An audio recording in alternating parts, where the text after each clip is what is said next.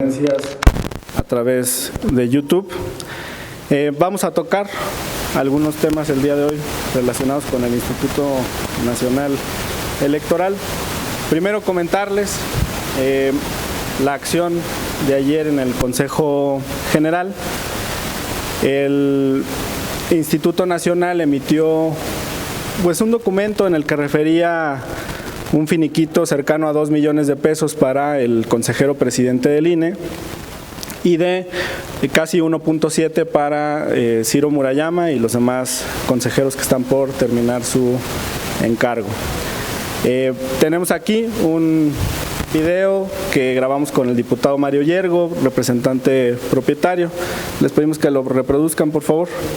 Esto es lo que declaramos desde el INE. El concepto de bono, que es uno de los conceptos de liquidación, el señor Lorenzo Córdoba Vianello va a recibir la friolera cantidad de 1.9 millones de pesos. Pero es una perversidad, porque en ese panfleto o boletín, como ellos le llaman, no incluyeron otros conceptos de liquidación, como lo son, desde luego, el aguinaldo, las vacaciones, la prima vacacional y lo más importante, el seguro de separación individualizada, que esta suma, pues desde luego la nada desdeñable cifra de 7 millones de pesos, más los otros conceptos. Seguimos sosteniendo que Lorenzo Córdoba se embolsará más de 9 millones de pesos de liquidación. No le va tan mal a Ciro Murayama, está un milloncito abajo, pero muy cerca del atraco de la nación que están desarrollando aquí en el Instituto Nacional Electoral. Morena llegó al poder con un mandato popular muy claro: acabar con los privilegios, y esa es la batalla que vamos a dar hoy aquí en el Consejo. Bueno, pues ese fue el planteamiento en la sesión del Consejo General del Instituto Nacional Electoral. De hecho, tenemos estas tablas que se han compartido por la representación a través de redes sociales, pero que con mucho gusto también les proyectamos aquí. Estos son estimados. El primero es del consejero presidente Lorenzo Córdoba. Está calculado bajo un salario base de 49,000 y una compensación garantizada de 213,000. Se calculan los años, los meses y los días en el cargo.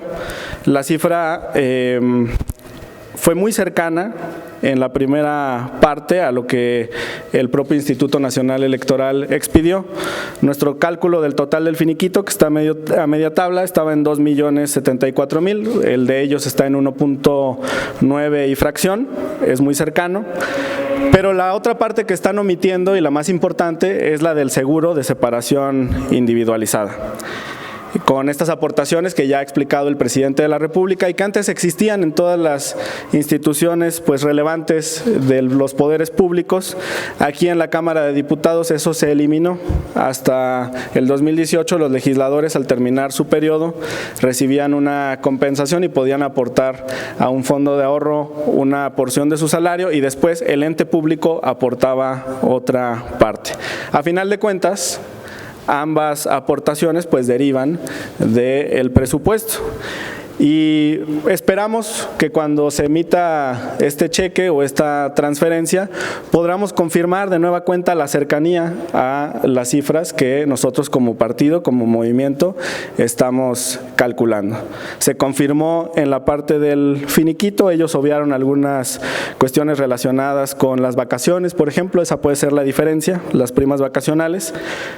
Es una diferencia cercana a 100,000 pesos, pero ya en la parte del seguro individualizado de separación, creo que vamos a estar igualmente cercanos. Se hizo un cálculo además sobre el caso del consejero Murayama, y como ya lo expresábamos ahí en el mensaje desde el Instituto Nacional Electoral, la diferencia es mínima respecto del consejero Córdoba. De todas maneras son compensaciones millonarias. Como ustedes lo supieron, el titular de la Unidad de Inteligencia Financiera, Pablo Gómez, estimó que estas compensaciones no tienen fundamento legal y calificó incluso que podrían constituir un delito. Yo lo tomo pues con mucha seriedad y respeto, porque Pablo es un legislador emérito, es un hombre de izquierda, es un hombre que conoce además los recovecos del Instituto Nacional Electoral y que conoce las leyes y que hoy pues conduce también una institución clave para México, para nuestro país, que es la Unidad de Inteligencia Financiera. Tenemos un debate entonces sobre la legalidad o ilegalidad de esta asignación de recursos a los consejeros, y a mí me llamó mucho la atención que hoy por la mañana en el programa de Ciro Gómez Leiva hubo un análisis a profundidad sobre este asunto, y ahí, bueno, su coconductor expresó lo que tenemos aquí en el video. El punto es que ellos son elegidos por un tiempo específico, no están siendo despedidos. A ellos nos dijeron, vente como consejero toda la vida, te despido a los 9 años y como motivo del despido te doy una liquidación. No. A los 5 años me retiro. A ver, vamos a ponerlo otra vez. No. Se les contrata por un periodo en particular.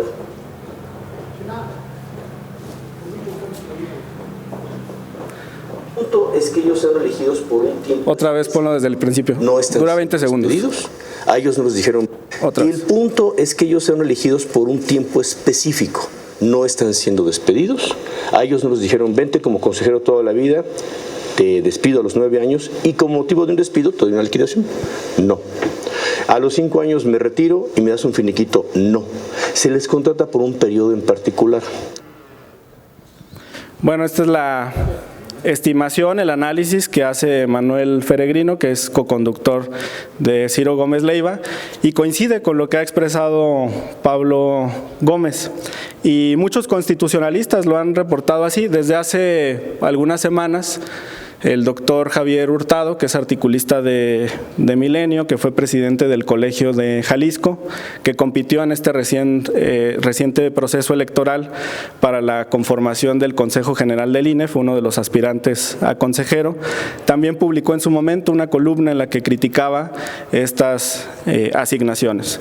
Es un buen momento entonces para debatir este método de despilfarro, de excesos que solamente incrementan la desigualdad. Los trabajadores mexicanos no tienen acceso a esta clase de prestaciones que, como hoy calificó el presidente de la República, más allá del análisis de si son legales o ilegales, que nosotros sostenemos que son ilegales, son además inmorales, y eso es muy importante en el servicio público. Pues nuestra felicitación también a Pablo Gómez por haber dado un paso al frente en este tema. Finalmente, un punto que estuvimos analizando en la sesión del Consejo General, aunque fuimos interrumpidos de manera reiterada, estaba relacionado con la administración de los recursos. El análisis del punto tercero del orden del día de ayer versaba sobre la implementación del Plan B, y en específico sobre la transición de facultades de un área a otra. Lo que establece la legislación, el Plan B, es la creación de una comisión de administración, que es diferente a lo que hicieron los consejeros ayer. Nosotros insistíamos en la necesidad de crear esta comisión para prevenir los casos de corrupción en el Instituto Nacional Electoral. Y aquí tenemos 2 ejemplos de contratos. Este es el informe del órgano interno de control del Instituto Nacional Electoral, y pues queremos compartirles que vamos a estar difundiendo la información que está contenida en este documento, que como ustedes ven es muy voluminoso. Son cientos de páginas de hallazgos que hace el Contralor sobre la corrupción en el Instituto Nacional Electoral, y con mucho gusto la vamos a estar compartiendo con la ciudadanía y con los medios de comunicación. Hoy vamos a empezar con 2 contratos. El primero está en la página 54 de este reporte, es el procedimiento de intervención de oficio en la contratación de servicios integrales de infraestructura de cómputo para el sistema electrónico de votos por internet de las y los mexicanos en el extranjero. En teoría debería existir una licitación limpia para poder contratar este programa, pero el órgano interno de control identificó que se trataba de un proceso dirigido y ahí está subrayado en la página 54. Tiene una suficiencia presupuestal por 158,469,204 pesos. Eso significa que eso es lo que tiene permitido gastarse en esta partida. Pero en el concurso se identificó esta dirección de la licitación, de la contratación, a una sola persona. Truquearon la convocatoria para excluir a todos los participantes y generar que solamente una empresa en todo el país pudiera cumplir con los requisitos que su propia convocatoria establecía, y eso está en el párrafo segundo. Dice: en la 35ª sesión ordinaria realizada el 18 de agosto del 2022, el OIC, o sea, la Contraloría, identificó que se establecieron en la convocatoria requisitos técnicos que limitaban la libre participación de empresas, con un alto riesgo de que dicho procedimiento pueda estar dirigido, o sea, que ya tenga previamente establecido un ganador. Además, dice en el último párrafo de esta página, la contratación pretendía ser por 3 años. Esto es incluso pues posterior al periodo en el que se considera aplicar este programa. Si la elección es en el 24, ¿por qué estaban contratando para el 25 y para el 26? Sin que eso identificara además condiciones económicas, ventajas económicas más favorables, dice el Contralor en su reporte en el documento. Y después tenemos el segundo contrato que vamos a compartir hoy con ustedes, que es el relativo al suministro de combustible a través de tarjetas electrónicas. Ese está en la página 55 del reporte de la auditoría, está aquí en pantalla. Es una licitación pública por 9,062,000 pesos. Dice, el cual presentó importantes desapegos normativos, o sea, incumplimiento con la ley. Situación, y esto es muy grave, que obligó a este órgano fiscalizador, o sea, la Contraloría, a integrar una denuncia en materia de responsabilidades administrativas y adoptar como medida cautelar la separación temporal del cargo del titular de la Dirección de Recursos Materiales y Servicios. Y de nueva cuenta se trataba de un concurso dirigido. Esta es una constante que identifica la Contraloría y vamos a ir reproduciendo el contenido de estas identificaciones que realiza el órgano interno de control. Finalmente, pues falta un día para nuestra concentración en el Zócalo de aquí de la Ciudad de México. Invitar a todos los ciudadanos a que asistan. Es un momento de celebración por nuestra soberanía energética, que forma parte integral también de la soberanía nacional. De mi parte es todo. Muchas gracias. Hay una pregunta de Sí. Claudia Salazar de Reforma. Diputado, buenas tardes, sobre el seguro de separación individualizada. Finalmente, la mitad de ese dinero es de los consejeros, ¿no? O sea, usted dice, proviene de recursos públicos, pero es su dinero. O sea, si ahorraron durante 9 años, pues es su dinero y ya si el INE les va a aportar la misma cantidad, es también parte de un esquema de prestaciones que hay dentro de un órgano autónomo. Pero, digamos, al menos lo que ahorran es su dinero, o sea, no hay algo ilegal en eso. La aportación, como bien lo mencionas, complementaria, la del Instituto Nacional Electoral, implica millones de pesos. Y desde que llegó el presidente de la República al poder y desde que somos mayoría en esta Cámara, no sé, en el Senado creo que también ya lo eliminaron, pero aquí eso ya no existe y en muchas instituciones del gobierno federal tampoco. Creo que es un momento de cambiar porque más que una prestación es un privilegio, no estás hablando de decenas de miles de pesos o de cientos de miles de pesos, estás hablando de millones. Y el salario promedio en este país de cotización en el IMSS es de 15,000 pesos mensuales. ¿Cómo le parece a los trabajadores que están en este rango del salario promedio en el país? No estoy hablando ni más abajo ni más arriba, es el rango, que los consejeros se lleven prestaciones millonarias a final del cargo. Por eso decía que es un momento óptimo de debate. El propio periodista, compañero suyo, Manuel Feregrina, lo expresa, dice, es un momento idóneo para considerar si este tipo de prestaciones deben o no seguir. Ahora, en el caso específico de los consejeros, Yo retomo el tuit de Pablo Gómez, que hace un análisis constitucional y dice: no tienen derecho los consejeros a esta prestación porque desde el día que llegan, ellos saben cuándo se van a ir.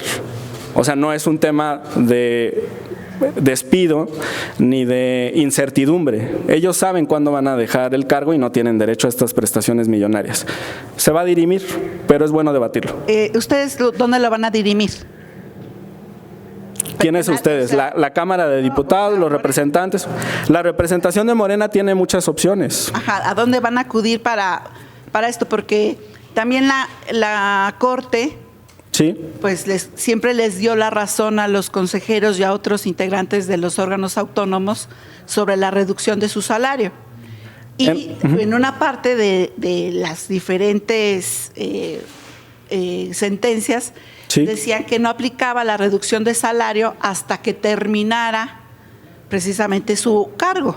Qué bueno que lo comentes. Por eso ellos siguieron pues percibiendo lo que empezaron antes de que gobernara López Obrador. Sí. Entonces, digamos, ellos tienen el respaldo, supongo, de lo que dice la Corte sobre su salario y sobre las prestaciones que tienen o han tenido dentro de un órgano autónomo. Esa es una pregunta. Y otra, pues ustedes también tienen sus privilegios, diputado, porque ustedes se embolsan 40 días de aguinaldo y después les dan un bonito para compensar el impuesto del ICR. Y ustedes pues ahí siempre han disfrazado el asunto y se lo autodan. Okay. Entonces, ¿por qué no empiezan también por ustedes? Bien. Y sus derroches también para poner a discusión ese tipo de asuntos. Sí, qué bueno que tengamos este intercambio. Primero, yo respeto la labor de todas y todos ustedes y ese siempre ha sido el tono de la conversación.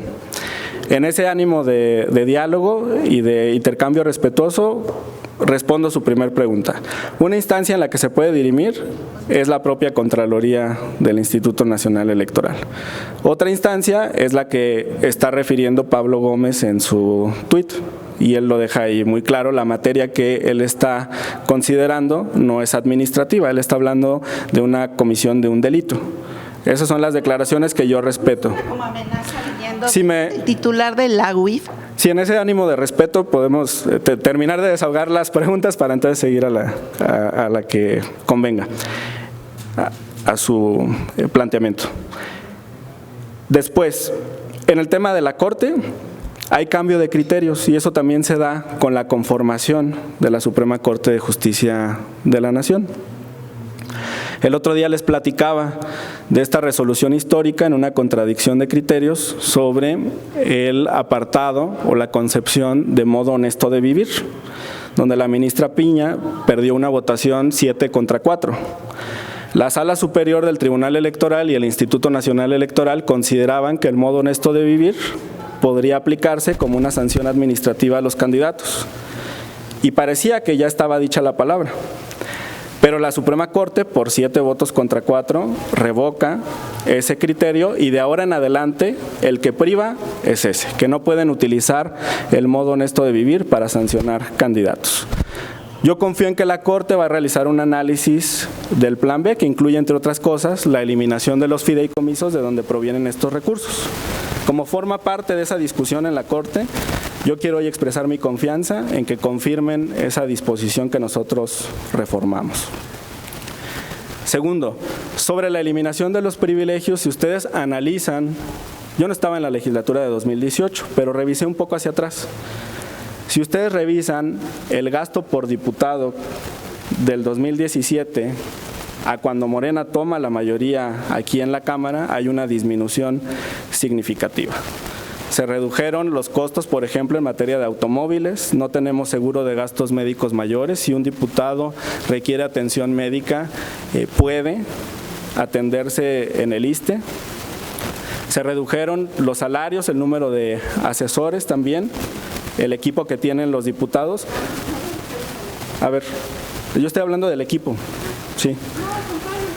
A ver, por eso, permíteme terminar, en serio. Después seguimos. Sí, con mucho gusto continuamos rebotando. Mira, yo estoy hablando de un salario integrado con todas las prestaciones y demás. Ahora, En lo que comentas sobre el impuesto sobre la renta, yo con mucho gusto llevo esa preocupación al interior del grupo parlamentario para que se analice la pertinencia en este año fiscal, en el año 2022. Y yo estoy seguro que vamos a tener una respuesta favorable. Te lo digo con toda sinceridad. Con mucho gusto lo abordamos. Eso en cuanto a eliminar los privilegios aquí. O sea, ustedes que han estado aquí muchos años o algunos años saben que los gastos no son equiparables a los que existían en otras épocas al interior de la Cámara de Diputados, y de eso estamos orgullosos. ¿Que se puede avanzar? Claro que sí. ¿Que se puede ahorrar más? Claro que sí. Y nosotros estamos dispuestos a avanzar en ese esfuerzo. El presidente ya lo ha dicho desde hace algún tiempo. Ahorita estamos en una fase de austeridad. Ferrer ha planteado incluso la tesis de la pobreza franciscana. Yo creo que el honor del cargo es mucho más relevante que los recursos económicos que conlleve. Y espero que los nuevos consejeros que están siendo entrevistados, los aspirantes, de donde seleccionarán a 4 nuevos integrantes del Consejo General del INE, lleguen con esa visión. Tú decías muy bien que en la Corte se les había concedido una determinación que establecía que no se podía aplicar de manera retroactiva. Dijiste a los que ya estaban en funciones. Yo espero que estos nuevos integrantes, estos 4 integrantes, se sujeten a la ley de remuneraciones por voluntad propia, que no lleguemos de nueva cuenta a un debate ante tribunales sobre estas prestaciones excesivas y estos salarios exorbitantes. Y yo quiero celebrar también en este ánimo de austeridad el esfuerzo que se hace en los gobiernos estatales, en los 22 gobiernos estatales que están bajo la conducción de Morena en el país. Es un esfuerzo conjunto y yo me comprometo a revisar este tema que mencionas del aguinaldo con mucho gusto. Para precisar, diputado, entonces, ¿estarían condicionando a los consejeros a los nuevos consejeros a que acepten bajarse el sueldo o que ya no tengan el mismo sueldo para ahora que van a ser electos? Esa es, digamos, una exigencia nueva, porque la verdad tampoco está muy claro si los que fueron electos hace 3 años les hicieron caso y se bajaron, bueno, tienen un sueldo menor. En un principio sí, ¿no? Que tienen el mismo sueldo. Sí, creo que en un principio algunos consejeros de los que fueron designados en la anterior legislatura aceptaron participar con un salario menor. Tengo entendido, por ejemplo, que los nuevos ministros de la Corte, entre ellos Loreta Ortiz, la doctora Loreta Ortiz Alf, se han sujetado también a esta ley de remuneraciones. Eso significa que hay como 2 salarios distintos entre pares, que los ministros de la Corte designados anteriormente tienen un salario de 300,000 pesos y que la ministra Loreta Ortiz sí se sujetó a ese límite. Es una invitación, por eso dije, ojalá que no lleguemos a que esto se tenga que dirimir en tribunales. Pero yo confío que para cuando estén en funciones, una parte de estas determinaciones ya hayan sido abordadas por la Suprema Corte, entre ellas la extinción de los fideicomisos. Y como siempre, compañera reportera, mi gratitud y mi respeto por su labor y por esta oportunidad de intercambiar ideas con ustedes y que nos señalen también los aspectos que ustedes consideran que tenemos que revisar. Con mucho gusto. Muchas gracias. Ahí le encargo los contratos de la Cámara porque esos ni los auditan. Bueno, gracias.